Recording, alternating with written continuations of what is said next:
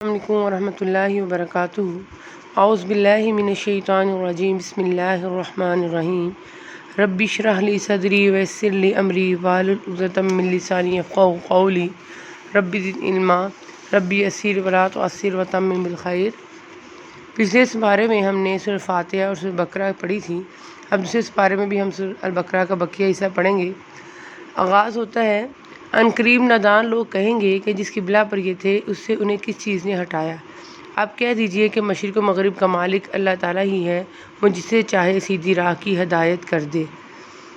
جب حضور صلی اللہ علیہ وسلم مکے سے ہجرت کر کے مدینہ تشریف لے گئے تو 16-17 ماہ تک بیت المقدس کی طرف رخ کر کے نماز پڑھتے رہے۔ حالانکہ آپ صلی اللہ علیہ وسلم کی خواہش تھی کہ خانہ کعبہ کی طرف ہی رخ کر کے نماز پڑھی جائے، اس لیے آپ صلی اللہ علیہ وسلم اکثر دعا بھی فرماتے تھے اور بار بار آسمان کی طرف نظر بھی اٹھا کر دیکھتے تھے۔ آخر کار اللہ تعالیٰ نے قبلے کو تبدیل کرنے کا حکم دے دیا، جس پر یہودیوں اور منافقین نے بڑا شور مچایا۔ حالانکہ نماز جو ہے وہ تو اللہ تعالیٰ کی عبادت ہے، اور جس اللہ تعالیٰ کی عبادت کرنی ہے، مشرق مغرب ساری ڈائریکشن، ساری سمتیں، ساری جہتیں اسی کی ہیں، اسی لیے ان کی کوئی امپورٹنس نہیں۔ ہر جہت میں، ہر سمت میں، ہر ڈائریکشن میں اللہ تعالیٰ کی عبادت ہو سکتی ہے، شرط یہ ہے کہ اس ڈائریکشن کو اختیار کرنے کا حکم اللہ تعالیٰ نے دیا ہو۔ یہ جو حکم تھا قبلے کو تبدیل کرنے کا، یہ عصر کی نماز کے وقت آیا، اور عصر کی نماز خانہ کعبہ کی طرف منہ کر کے پڑھی گئی۔ پھر آگے اللہ تعالیٰ نے فرمایا، ہم نے اسی طرح تمہیں عادل امت بنایا ہے تاکہ تم لوگوں پر گواہ ہو جاؤ اور رسول صلی اللہ علیہ وسلم تم پر گواہ ہو جائیں۔ واسطہ ان کے جو لٹرل میننگ ہیں ویسے تو درمیان کے ہیں، لیکن یہ بہتر اور افضل کے میننگ میں بھی استعمال ہوتا ہے، یعنی جس طرح تمہیں سب سے بہتر قبلہ عطا کیا گیا ہے اسی طرح تمہیں سب سے افضل امت بھی بنایا گیا ہے۔ اس کا پرپس یہ ہے کہ تم لوگوں پر گواہی دو، جیسا کہ دوسرے مقام پر ہے، سورہ حج کی آیت نمبر 78 میں ہے، رسول تم پر اور تم لوگوں پر گواہ ہو۔ اس کی ڈیٹیل بعض احادیث میں اس طرح آتی ہے کہ جب اللہ تعالیٰ پیغمبروں سے قیامت والے دن سوال کریں گے کہ تم نے میرا پیسج جو تھا لوگوں تک پہنچا دیا تھا، وہ اس بات میں جواب دیں گے تو اللہ تعالیٰ فرمائیں گے کہ تمہارا کوئی بھی گواہ بھی ہے؟ تو وہ کہیں گے جی ہے، حضرت محمد صلی اللہ علیہ وسلم اور ان کی امت۔ یہ امت جو ہے وہ گواہی دے گی، اور اس لیے اس کا ترجمہ عادل بھی کیا گیا ہے۔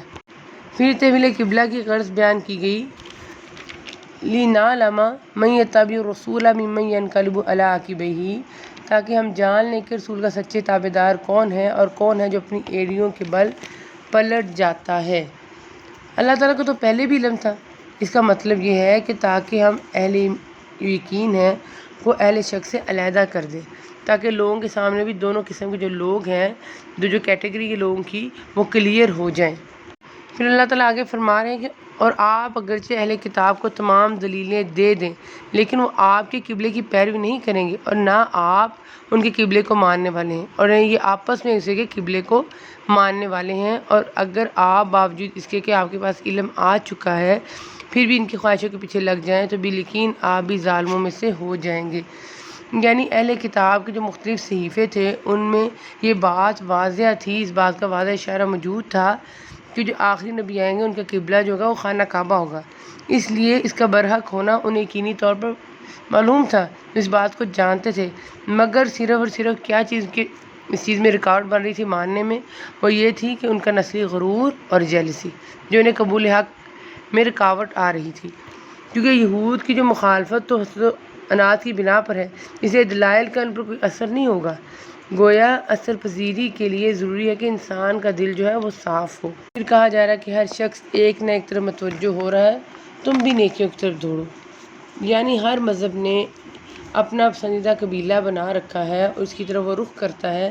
ایک دوسرا مفہوم یہ ہے کہ ہر ایک مذہب نے اپنا جو ایک منہاج مقرر کر رکھا ہے، جسے قرآن مجید کے دوسرے مقام پہ ہے، مائدہ کی آیت نمبر 48 میں ہے۔ یعنی اللہ تعالیٰ نے ہدایت اور ضلالت دونوں کی وضاحت کے بعد انسان کو ان دونوں میں سے کسی کو بھی اختیار کرنے کی جو آزادی دی ہے نا، اس کی وجہ سے ڈفرینٹ جو طریقے ہیں اور دستور ہیں لوگوں نے بنا لیے ہیں جو اس سے بالکل ڈفرینٹ ہیں۔ اللہ تعالیٰ کیا چاہتے ہیں؟ اللہ تعالیٰ چاہتے اگر تو سب کو ایک ہی راستے یعنی ہدایت کے، توحید کے راستے پر چلا سکتے تھے، لیکن کس صورت ممکن تھا کہ جب سلب اختیارات ہوتا تب اور اگر اختیار دے دی ہیں اللہ تعالیٰ نے تو اس کا ایک پرپس ہے، اور وہ پرپس کیا ہے کہ انسان کا امتحان لیا جائے۔ اس لیے کہا جا رہا ہے کہ اے مسلمانوں تم تو نیکیوں کی طرف سبقت کرو، یعنی نیکی اور بھلائی ہی کے راستے پر چلتے رہو، اور یہ جو اللہ تعالیٰ کی وحی ہے اور رسول صلی اللہ علیہ وسلم کی پیروی ہے وہی ایک راستہ ہے جس سے دیگر جو اہل ادیان ہیں وہ محروم ہیں۔ پھر اللہ تعالیٰ کہہ رہے ہیں کہ تمام نعمتیں اور جو ہدایت کی توفیق تمہیں اس طرح ملی جس طرح اس سے پہلے تمہارے اندر تمہیں میں سے ایک رسول بھیجا جو تمہیں پاک کرتا ہے، تمہارا تزکیہ کرتا، تمہیں حکمت کی کتاب کی تعلیم دیتا، اور جن کا تمہیں علم نہیں ہے وہ سکھاتا ہے۔ بس ان نعمتوں پہ تم کیا کرو، فاذکرونی اذکرکم واشکروا لی ولا تکفرون، یعنی میرا ذکر کرو اور شکر کرو، کفران نعمت مت کرو۔ ذکر کا مطلب ہر وقت اللہ تعالیٰ کو یاد کرنا ہے، یعنی اللہ تعالیٰ کی تسبیح بیان کرنی، اللہ تعالیٰ کی تکبیر بلند کرنا ہے، اور شکر کا مطلب ہے کہ اللہ تعالیٰ کی دی ہوئی جو قوتیں ہیں، جو توانائیاں ہیں، جو طاقتیں ہیں، ان کو اللہ تعالیٰ کی اطاعت میں استعمال کرنا ہے۔ اللہ تعالیٰ کی دی ہوئی قوتوں کو اللہ تعالیٰ کی نافرمانی میں استعمال نہیں کرنا، یہ اللہ تعالیٰ کی ناشکر گزاری یعنی کفران نعمت ہے۔ شکر کرنے پر مزید احسانات کی اللہ تعالیٰ نے خوشخبری دی، اور ناشکری پر سخت عذاب کی پھر وعید ہے۔ سورۃ ابراہیم کی آیت نمبر 7 میں بھی ہے نا، لَئِن شَکَرْتُمْ لَأَزِیدَنَّکُمْ وَلَئِن کَفَرْتُمْ إِنَّ عَذَابِی لَشَدِیدٌ۔ پھر کہا جا رہا ہے کہ انسان کی دو ہی کنڈیشنز ہوتی ہیں، ایک آرام کی، سکون کی یعنی نعمت والی، دوسری تکلیف کی اور پریشانی کی۔ نعمت میں اللہ تعالیٰ کے شکر کرنے کی تلقین کی گئی، اور تکلیف میں صبر کی تلقین کی گئی، اور اللہ تعالیٰ سے مدد مانگنے کی تلقین کی گئی ہے۔ حدیث میں ہے، صحیح مسلم کی حدیث ہے کہ مومن کا معاملہ بھی بڑا عجیب ہے، اسے خوشی پہنچتی ہے تو اللہ تعالیٰ کا شکر ادا کرتا ہے، اور تکلیف پہنچتی ہے تو صبر کرتا ہے، دونوں ہی حالتیں اس کے لیے خیر ہیں۔ پھر اللہ تعالیٰ فرماتے ہیں کہ اللہ تعالیٰ کی راہ کے شہیدوں کو مردہ مت کہو، وہ زندہ ہیں لیکن تم نہیں سمجھتے۔ شہداء کو مردہ نہ کہنا ان کی اعزاز و تکریم کے لیے ہے۔ یہ زندگی برزخ کی زندگی ہے جسے ہم سمجھنے سے قاصر ہیں۔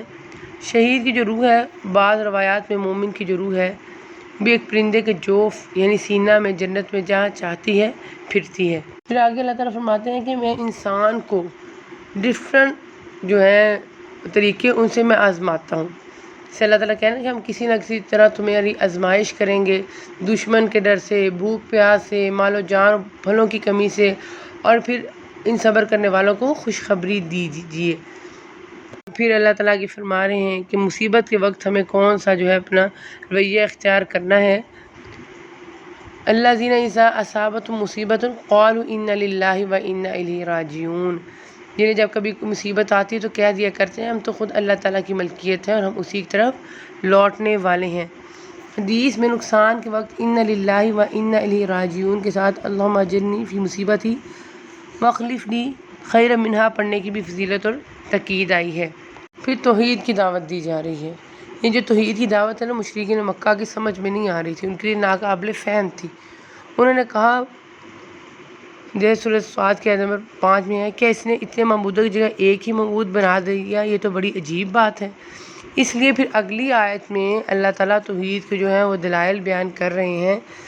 آسمانوں اور زمین کی پیدائش، رات دن کا بدلنا، ہیر پھیر، کشتیوں کا لوگوں کو نفع دینے والی چیزوں کو لیے سمندروں میں چلنا، آسمان سے پانی اتار کر مردہ زمین کو زندہ کر دینا، اس میں ہر قسم کے جانوروں کو پھیلا دینا، ہواؤں کے رخ بدلنا، اور بادل جو آسمان اور زمین کے درمیان مسخر ہیں، ان میں عقل مندوں کے لیے قدرت الہی کی نشانیاں ہیں۔ یہ آیت جو ہے اس لحاظ سے بڑی جامع ہے کہ کائنات کی تخلیق، اس کے جو ڈسپلن ہے، اس کے متعلق 7 جو ہے امپورٹنٹ امور اس میں ان کا تذکرہ ہے جو کسی اور آیت میں نہیں ہے۔ پہلا یہ ہے کہ آسمان اور زمین کی پیدائش، جس کی وسعت جو ہے، جس کی عظمت جو ہے وہ محتاج بیان ہی نہیں۔ پھر رات اور دن کا یکے بعد دیگرے آنا، دن کو روشنی، رات کو اندھیرا کر دینا، تاکہ ہم اپنے کاروبار معاش کر سکیں اور آرام بھی کر سکیں، اور پھر رات کا لمبا اور دن کا چھوٹا ہونا، پھر اس کے برعکس دن کا لمبا اور رات کا چھوٹا ہونا۔ تیسری بات کہ سمندر میں کشتیوں اور جہازوں کا چلنا، جن کے ذریعے سے تجارتی سفر بھی کرتے ہیں، اور ٹنوں کے حساب سے جو سامان ہے، رزق و آسائش بھی ہے، وہ ایک دوسری جگہ منتقل بھی ہو جاتا ہے۔ پھر چوتھی بات ہے بارش، جو زمین کی شادابی کے لیے، زمین کی زراعت کے لیے، کھیتی کے لیے نہایت ضروری ہے۔ پھر پانچویں ہے کہ ہر قسم کے جانوروں کی پیدائش جو ہمارے نقل و حمل، کھیتی باڑی اور جنگ میں بھی کام آتے ہیں، اور انسانی خوراک میں بھی ایک بڑی مقدار ان سے پوری ہوتی ہے۔ چھٹی چیز ہے ہر قسم کی ہوائیں، یعنی ٹھنڈی بھی، گرم بھی، باراور بھی اور غیر باراور بھی، شرقی غربی بھی اور شمالی جنوبی بھی، انسانی زندگی ان کی ضرورت کے مطابق۔ پھر ساتویں چیز ہے بادل، جنہیں اللہ تعالیٰ جہاں چاہتا ہے برساتا ہے۔ یہ سارے امور کیا ہیں؟ یہ سارے امور اللہ تعالیٰ کی قدرت اور وحدانیت پر دلالت کرتے ہیں اور یقیناً کرتے ہیں۔ کیا اس تخلیق میں اور اس ڈسپلن میں اس کا کوئی شریک ہے؟ یقیناً نہیں۔ تو پھر اس کو چھوڑ کر دوسروں کو معبود اور حاجت روا سمجھنا کہاں کی عقل مندی ہے؟ پھر جب یہودی اپنے قبیلے کو اور نصارہ اپنے قبیلے کو بڑی امپورٹنس دے رہے تھے اور اس پر فخر کر رہے تھے، اور مسلمانوں کے جو قبلہ تبدیل ہوا تھا اس پر عجیب عجیب باتیں کر رہے تھے، جس سے بعض مسلمان بھی تھوڑا سا پریشان ہو جاتے تھے، تو اللہ تعالیٰ فرمایا کہ مشرق یا مغرب کی طرف متوجہ ہو جانا یا رخ کر لینا بذات خود کوئی نیکی نہیں ہے، بلکہ یہ تو صرف مرکزیت کے لیے مقرر کیا گیا ہے۔ اصل نیکی تو ان عقائد پر ایمان رکھنا ہے جو اللہ تعالیٰ نے ڈسکرائب کی ہیں، اور ان اعمال و اخلاق کو اپنانا ہے جس کی تاکید اللہ تعالیٰ نے فرمائی ہے۔ پھر اسی آیت میں اللہ تعالیٰ نے عقائد و اعمال کو ہے جو وہ ڈسکرائب کیا ہے، اللہ تعالیٰ کہہ رہے ہیں کہ ساری اچھائی مشرق و مغرب کی طرف منہ کرنے میں نہیں، بلکہ حقیقتاً اچھا وہ شخص ہے جو اللہ تعالیٰ پر، قیامت کے دن پر، فرشتوں پر، اللہ تعالیٰ کی کتاب پر، نبیوں پر ایمان رکھنے والا ہو، جو مال سے محبت کرنے کے باوجود رشتہ داروں، یتیموں، مسکینوں، مسافروں، سوال کرنے والے کو دے، غلاموں کو آزاد کرے، نماز کی پابندی اور زکوٰۃ کی ادائیگی کرے، جب وعدہ کرے تب اسے پورا کرے، تنگ دستی، دکھ درد اور لڑائی کے وقت صبر کرے، یہی سچے لوگ ہیں، یہی پرہیزگار لوگ ہیں۔ پھر اللہ تعالیٰ آگے اپنے جو لوگ ہیں ان کو اپنے نظام جو ہیں ان کو ڈسپلن کرنے کے لیے اللہ تعالیٰ حدیث میں کہہ رہے ہیں، کیونکہ زمانہ جہالت میں کوئی نظم قانون تو تھا ہی نہیں، اس لیے جو زور آور قبیلے تھے کمزور قبیلوں پر جس طرح چاہتے ظلم کرتے۔ ان کی ایک ظلم کی شکل یہ تھی کہ کسی طاقتور قبیلے کا اگر کوئی مرد قتل ہو جاتا تو صرف قاتل قتل کرنے کی بجائے قاتل کے قبیلے کئی مردوں کو، بلکہ بعض اوقات پورے قبیلے کو تباہ کر دیتے تھے، اور عورت کے بدلے مرد کو اور غلام کے بدلے آزاد کو قتل کر دیتے تھے۔ تو اللہ تعالیٰ نے اس ڈفرینس کو ختم کرتے فرمایا کہ جو قاتل ہوگا بدلے میں بھی اسے قتل کیا جائے گا، قاتل آزاد ہے تو بدلے میں وہی آزاد، غلام ہے تو بدلے میں وہی غلام، اگر عورت ہے تو بدلے میں عورت، مرد ہے تو بدلے میں مرد ہی قتل کیا جائے گا۔ جیسا کہ حدیث میں آتا ہے نا، سنن ابی داؤد میں ہے کہ تمام مسلمان کے خون مرد ہوں یا عورت برابر ہیں۔ گویا آیت کا وہی مفہوم ہے جو قرآن پاک کی دوسری آیت سورہ مائدہ کی آیت نمبر 45 النفس بالنفس کا ہے۔ پھر معافی کی دو جو صورتیں ہیں وہ بیان کی گئی ہیں کہ ایک دیت لیے بغیر ہی محض اللہ تعالیٰ کی رضا کے لیے معاف کر دینا، دوسری صورت ہے قصاص کی بجائے دیت قبول کر لینا۔ اگر یہ دوسری صورت اختیار کرنی ہے تو کہا جا رہا ہے کہ جو طالب دیت ہے وہ بھلائی کا اتباع کرے، وَأَدَاءٌ إِلَيْهِ بِإِحْسَانٍ۔ اس میں قاتل کو کہا جا رہا ہے کہ بغیر تنگ کیے اچھے طریقے سے دیت کی ادائیگی کرے۔ پھر آگے چل کے وصیت کرنے کا حکم جو آیت نمبر 180 میں دیا گیا ہے، یہ آیت جو ہے موارث کے نزول سے پہلے یہ نازل ہوئی تھی، اب یہ منسوخ ہے۔ نبی صلی اللہ علیہ وسلم کا فرمان ہے، اللہ تعالیٰ نے ہر حق والے کو اس کا حق دے دیا ہے، یعنی ورثہ کے جو حصے ہیں وہ مقرر کر دیے ہیں، بس اب کسی وارث کے لیے وصیت کرنا جائز نہیں۔ البتہ اب ایسے رشتہ داروں کے لیے وصیت کی جا سکتی ہے جو وارث نہ ہوں، یا نیکی کی راہ میں خرچ کرنے کے لیے کی جا سکتی ہے، اور اس کی زیادہ سے زیادہ حد ثلث یعنی 1/3 مال ہے، اس سے زیادہ کی وصیت نہیں کی جا سکتی۔ اس کے بعد آگے روزے کی فرضیت اور احکامات آ جاتے ہیں کہ اے ایمان والو، تم پر روزے رکھنا فرض کیا گیا جس طرح سے تم سے پہلے لوگوں پر فرض کیے گئے تھے، تاکہ تم تقوی اختیار کرو۔ صوم سے نکلا ہے، جس کے لٹرل میننگ ہے کہ صبح صادق سے لے کے غروب آفتاب تک کھانے پینے اور نفسانی خواہشات سے بچے رہنے، اللہ تعالیٰ کی رضا کے لیے ان سب چیزوں سے بچنا۔ یہ جو عبادت چونکہ نفس کی طہارت اور تزکیے کے لیے بہت اہم ہے، اس لیے اسے آپ سے پہلی امتوں پر بھی فرض کیا گیا تھا۔ ان کا سب سے بڑا پرپس یہ تھا کہ تقوی حاصل ہو، اور تقوی انسان کے اخلاق اور کردار کو سنوارنے میں بیسک جو رول ہے وہ ادا کرتا ہے۔ کے بعد رمضان مبارک کے احکام مسائل کے درمیان ہی دعا کا اللہ تعالیٰ نے مسئلہ بیان فرمایا اور یہ واضح کر دیا کہ رمضان میں دعا کی بڑی فضیلت ہے جس کا خوب اہتمام کرنا چاہیے۔ خصوصاً افطاری کے وقت کو قبولیت دعا کا خاص وقت بتایا گیا ہے۔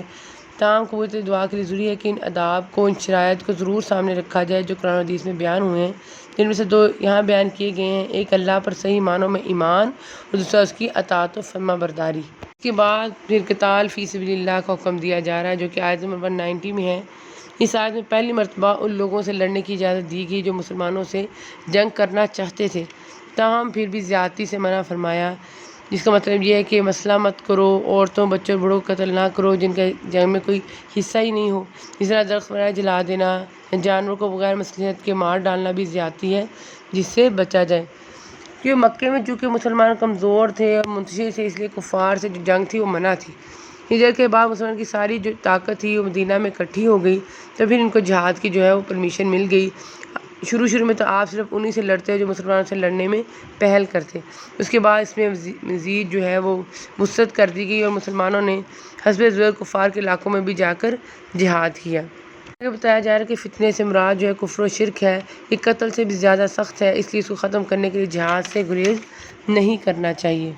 پھر آیت نمبر 205 سے 207 میں اللہ تعالیٰ نے 2 لوگوں کی کیٹیگریز کو ڈسکرائب کیا ہے، یعنی ایک منافقین و متکبرین اور دوسرے اہل ایمان۔ جو پہلی کیٹیگری ہے اس سے مراد ساری منافقین و متکبرین ہیں، کیونکہ جن میں یہ مذموم اوصاف پائے جائیں جو قرآن پاک نے ضمن میں بیان فرمائے ہیں وہ سارے اسی کیٹیگری میں آتے ہیں۔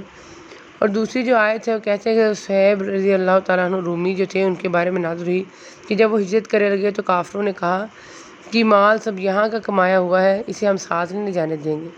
حضرت صہیب رضی اللہ عنہ نے یہ سارا مال ان کو دے دیا اور دین اپنے ساتھ لے کر حضور صلی اللہ علیہ وسلم کی خدمت میں حاضر ہو گئے۔ آپ صلی اللہ علیہ وسلم نے جب یہ سنا تو فرمایا صہیب نے نفع بخش تجارت کی، 2 مرتبہ فرمایا۔ لیکن یہ آیت بھی عام ہے جو تمام مومنین، متقین اور دنیا کے مقابلے میں دین کو اور آخرت کو ترجیح دینے والوں کو شامل ہے۔ کہا جا رہا ہے اہل ایمان کو کہ اسلام میں پورے کے پورے داخل ہو جاؤ، اس طرح نہ کرو گے، یہ باتیں تمہاری خواہشات کے، تمہاری مصلحتوں کے مطابق ہوں ان پر تو عمل کر لو، اور دوسرے اللہ تعالیٰ نے آرڈرز دیے ہیں ان کو نظر انداز کر دو۔ اسی طرح جو تم چھوڑ آئے اس کی بات اسلام میں شامل کرنے کی کوشش مت کرو، بلکہ صرف اسلام کو مکمل طور پر اپناؤ۔ اس سے ایک تو دین میں بدعات کی نفی بھی کر دی گئی اور آج کے سیکولر ذہن کی تردید بھی، اسلام کو مکمل طور پر اپنانے کے لیے تیار نہیں۔ اس کے بعد پھر آگے جنت میں جانے کی سوٹی بتائی دی گئی کہ کیا تم یہ گمان کیے بیٹھے ہو کہ جنت میں چلے جاؤ گے، حالانکہ اب تک تم پر وہ حالات نہیں ہیں جو تم سے اگلے لوگوں پر آئے تھے، انہیں بیماریاں مصیبتیں پہنچی، یہاں تک جن جوڑے گئے کہ رسول اس کے ساتھ کے ایمان والے کہنے لگے متی نصر اللہ، کہ اللہ کی مدد کب آئے گی؟ سن رکھو کہ اللہ کی مدد قریب ہی ہے۔ ہجرت مدینہ کے بعد جب مسلمانوں کو یہودیوں، منافقوں اور مشرکین عرب سے مختلف قسم کی تکلیفیں پہنچیں، ایذائیں پہنچی، تو بعد مسلمانوں نے نبی صلی اللہ علیہ وسلم سے بھی شکایت کی، جس میں مسلمانوں کی تسلی کے لیے آیت نازل ہوئی۔ خود نبی صلی اللہ علیہ وسلم نے فرمایا تم سے پہلے لوگوں کو ان کے سر سے لے کر پیروں تک آرے سے چیرا گیا اور لوہے کی کنگھی سے ان کے گوشت پوست کو نوچا گیا، لیکن یہ ظلم و تشدد ان کو ان کے دین سے نہیں پھیر سکا۔ پھر فرمایا اللہ کی قسم اللہ تعالیٰ اس معاملے کو مکمل فرمائے گا، یعنی اسلام کو غالب کر دے گا، یہاں تک کہ ایک سوار صنعاء سے حضر موت تک تنہا سفر کرے گا، اسے اللہ کے سوا کسی کا ڈر نہ ہوگا۔ اب بیان کرنے کا پرپس کیا تھا؟ نبی صلی اللہ علیہ وسلم چاہتے تھے کہ مسلمان کے اندر حوصلہ استقامت کا عزم پیدا ہو جائے۔ پھر آگے بعض صحابہ رضی اللہ عنہ کے پوچھنے پر مال خرچ کرنے کے اولین مصارف بیان کیے جا رہے ہیں، یعنی پیرنٹس، ریلیٹیوز، مسکین، یتیم، مسافر، یہ تمہارے مالی تعاون کے سب سے زیادہ حقدار ہیں۔ اس سے معلوم ہوا کہ انفاق کا حکم صدقات نافلہ سے متعلق ہے، زکوٰۃ سے متعلق نہیں۔ پھر جہاد کے حکم کی ایک مثال دے کر اللہ تعالیٰ اہل ایمان کو سمجھا رہے ہیں کہ اللہ تعالیٰ کے ہر حکم پر عمل کرو، چاہے تمہیں وہ ناگوار ہی لگے، اس لیے کہ اس کا جو رزلٹ ہے وہ صرف اللہ تعالیٰ جانتا، تم نہیں جانتے، ہو سکتا ہے اس میں تمہارے لیے کوئی بہتری ہو۔ جیسے جہاد کے نتیجے میں تمہیں فتح حاصل ہوتا ہے، عزت حاصل ہوتی ہے، مال ملتا ہے، اسباب ملتا ہے، اسی طرح تم جس چیز کو پسند کرو اس کا رزلٹ تمہارے خطرناک ہو سکتا ہے، یعنی دشمن تم پر غالب آ جائے، تمہیں ذلت و رسوائی کا سامنا کرنا پڑے۔ پھر عائلی زندگی کے احکامات کا آغاز ہو جاتا ہے، جس میں نکاح کے احکامات، بیوہ سے نکاح کے، عورت کو عدت میں نکاح کا پیغام بھیجنے کے متعلق، پھر خلا کے، طلاق کے مختلف جو احکامات ہیں وہ بیان کیے گئے ہیں، جو سورۃ النساء میں دوبارہ آگے بیان کیے جائیں گے۔ اس کے ساتھ ساتھ تھوڑی جو بات بیان ہوئی، اس کے ساتھ ساتھ اللہ تعالیٰ تقویٰ کو بیان کر رہے ہیں، یعنی اللہ تعالیٰ سے ڈر کو اپناؤ، اور خاص کر عائلی زندگی کے معاملات کو بیان کرتے ہوئے اللہ تعالیٰ نے تقویٰ کو اپنانے پر بہت زور دیا ہے کہ اگر اس کو نہیں اختیار کرو گے تو خطرہ ہے، کہ ڈر ہے کہ تم آپس میں کہیں زیادتی نہ کر جاؤ۔ اگلی آیات میں رضاعت کا مسئلہ بیان کیا گیا ہے۔ اس میں پہلی بات یہ کہی ہے کہ جو مدت رضاعت پوری کرنی چاہے تو وہ 2 سال پورے دودھ پلائے۔ ان الفاظ سے اس سے کم مدت تک دودھ پلانے کی بھی گنجائش نکلتی ہے۔ دوسری بات یہ بھی پتہ چلتی ہے کہ مدت رضاعت زیادہ سے زیادہ 2 سال ہے۔ مولود لہ سے مراد باپ ہے۔ طلاق ہو جانے کی صورت میں شیرخوار بچے اور اس کی ماں کی جو کفالت ہے، اس کا مسئلہ ہمارے معاشرے میں بڑا ڈیفیکلٹ ہو گیا ہے، بڑا پیچیدہ بنتا جا رہا ہے۔ اس کی وجہ کیا ہے؟ شریعت سے انحراف۔ اگر اللہ تعالیٰ کے حکم کے مطابق خاوند اپنی طاقت کے مطابق متعلقہ عورت کی روٹی کپڑے کا ذمہ دار ہو، جس طرح کی اس آیت میں کہا جا رہا ہے، تو نہایت آسانی سے جو پرابلم ہے اس کو سولو کیا جا سکتا ہے۔ پھر آیت نمبر 234 میں عدت کے احکامات کو ڈسکرائب کیا گیا ہے کہ عدت وفات ہر عورت کے لیے ہے، چاہے وہ مدخولہ ہو یا غیر مدخولہ، جوان ہو یا بوڑھی۔ البتہ اس سے پریگننٹ عورت جو ہے مستثنیٰ ہے، کیونکہ اس کی عدت وضع حمل ہے، جیسا کہ سورۃ طلاق میں بھی ہے کہ حمل والی عورتوں کی مدت وضع حمل ہے۔ پھر آگے اللہ تعالیٰ ہم سے مخاطب ہو کر کہہ رہے ہیں کہ ایسا بھی کوئی ہے جو اللہ تعالیٰ کو اچھا قرض دے، بس اللہ تعالیٰ اسے بہت بڑھا چڑھا کر عطا فرمائے۔ اللہ ہی تنگی اور کشادگی کرتا ہے، تم سب اسی کی طرف لوٹائے جاؤ گے۔ قرض حسن، اس سے مراد اللہ تعالیٰ کی راہ میں اور جہاد میں مال خرچ کرنا ہے، یعنی جان کی طرح مالی قربانی جو ہے وہ بھی دینے میں گریز نہ کریں۔ رزق کی کشادگی اور کمی بھی اللہ تعالیٰ کے اختیار میں ہے، اور وہ دونوں طریقوں سے تمہاری آزمائش کرتا ہے، کبھی رزق میں کمی کر کے، کبھی اس میں زیادتی کر کے، فراوانی عطا کر کے۔ اور یہ جو قرض دینا ہے نا، یہ اللہ تعالیٰ کی ضرورت نہیں، ہماری ضرورت ہے، کیونکہ جو ہم انویسٹ کریں گے آج، کل کو اسی کا ہم پھل پائیں گے۔ پھر اللہ تعالیٰ کی راہ میں خرچ کرنے سے ہمارے اس میں کوئی کمی نہیں آئے گی، اور اللہ تعالیٰ کیونکہ اس میں کئی گنا اضافہ کر دیتے ہیں، کبھی ظاہری طور پر، کبھی معنوی طور پر، کبھی روحانی طور پر اس میں برکت ڈال دیتے ہیں اللہ تعالیٰ، اور آخر میں تو یقیناً اس میں اضافہ حیران کن ہوگا۔ بنی اسرائیل کے سرداروں کا ایک واقعہ بیان کیا گیا ہے۔ بنو اسرائیل حضرت موسیٰ علیہ السلام کے بعد کچھ عرصے تک تو ٹھیک رہے، پھر ان میں انحراف آ گیا، جن میں بدعات ایجاد کر لیں، انبیاء ان کو روکتے رہے، لیکن یہ شرک سے باز ہی نہ آئے۔ اس کا رزلٹ کیا نکلا کہ اللہ تعالیٰ نے ان کے دشمنوں کو ان پر مسلط کر دیا، ان میں نبوت کا سلسلہ بھی ختم ہو گیا۔ پھر آخر کار بعض لوگوں کی دعاؤں سے شمویل نبی پیدا ہوئے، جنہوں نے دعوت و تبلیغ کا کام شروع کیا۔ انہوں نے پھر پیغمبر سے یہ مطالبہ کیا کہ ہمارے لیے ایک بادشاہ مقرر کر دیں جس کی قیادت میں ہم دشمنوں سے پھر لڑیں۔ پیغمبر نے جو ان کا پچھلا رویہ تھا اس کو پیش نظر رکھ کے کہا کہ تم مطالبہ تو کر رہے ہو، لیکن میرا اندازہ یہ کہ تم اپنی بات پر پھر ڈٹے نہیں رہو گے، قائم نہیں رہو گے۔ چنانچہ پھر ایسا ہی ہوا جیسا کہ قرآن پاک میں ڈسکرائب کیا گیا ہے کہ طالوت اس نسل سے نہیں تھے جس سے بنی اسرائیل کے بادشاہوں کا جو تھا سلسلہ چلا آ رہا تھا۔ یہ غریب تھے اور ایک عام فوجی تھے، جس پر انہوں نے پھر اعتراض کیا۔ پیغمبر نے کہا کہ میں نے ان کو سلیکٹ نہیں کیا، یہ تو اللہ تعالیٰ نے سلیکٹ کیا ہے۔ اس کے علاوہ جو قیادت ہے، جو سیادت ہے، اس کے لیے مال سے زیادہ ضروری ہے کہ عقل ہو، اس کے پاس علم ہو، جسمانی قوت و طاقت ہو، اور طالوت جو تھے ان میں سب سے نمایاں ہیں، اسی اللہ تعالیٰ نے اس منصب کے لیے سلیکٹ کیا ہے۔ اللہ تعالیٰ نے آیت نمبر 249 میں اس پوائنٹ کو مینشن کیا کہ اطاعت امیر جو ہے وہ ہر حال میں ضروری ہے۔ تاہم دشمن سے مار کر آئے کے وقت تو اس کی جو امپورٹنس ہے زیادہ ہو جاتی ہے۔ دوسرے جنگ میں کامیابی کے لیے بھی ضروری ہے کہ فوجی اس دوران بھوک، پیاس اور دیگر جو مشکلات ہیں ان کو نہایت صبر اور حوصلے سے برداشت کریں۔ پھر آیت نمبر 251 میں اللہ تعالیٰ کی سنت الہی کا بیان ہے کہ وہ انسان کے ایک ہی گروہ کے ذریعے سے دوسرے انسانی گروہ کے ظلم کو اور اس کے اقتدار کو جو ختم کر دیتے ہیں۔